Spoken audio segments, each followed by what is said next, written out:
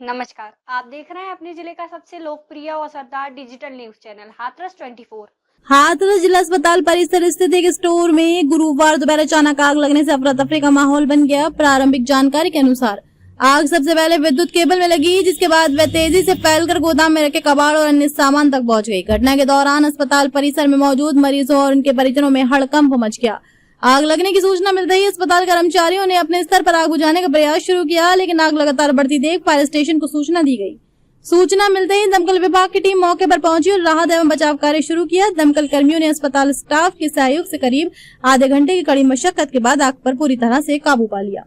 समय रहते आग बुझा लिए जाने से बड़ा हादसा टल गया। हालांकि स्टोर में रखे कुछ सामान के नुकसान की आशंका जताई जा रही है। आग लगने के कारण अस्पताल की विद्युत आपूर्ति भी प्रभावित हुई है, जिससे कई वार्डों में अंधेरा छा गया है और स्वास्थ्य सेवाओं पर असर पड़ा।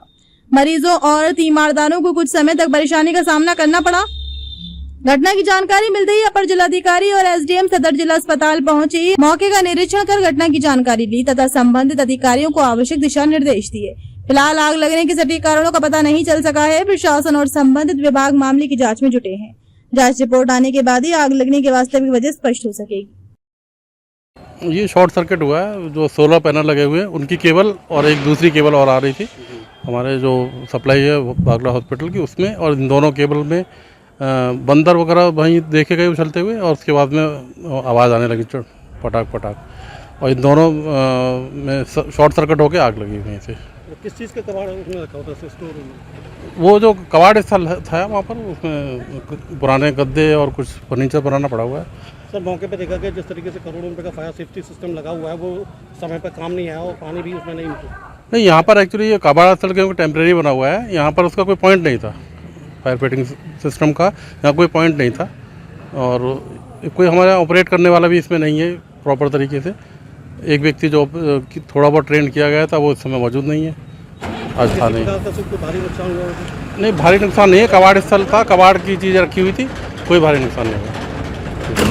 सीएमएस साहब का फ़ोन मेरे पास आता है कि अस्पताल के कबाड़ के गोदाम में आग लगी हुई है। मेरे द्वारा अवगत कराया गया कि मतलब कि जो है आपका तो फायर फाइटिंग सिस्टम है, फायर फाइटिंग सिस्टम का इस्तेमाल करते हुए उसको बुझाइए। तब तक मैं गाड़ी भेज रहा हूँ, कोतवाली पे मेरे पास गाड़ी खड़ी हुई है, तत्काल गाड़ी पहुँच जाएगी।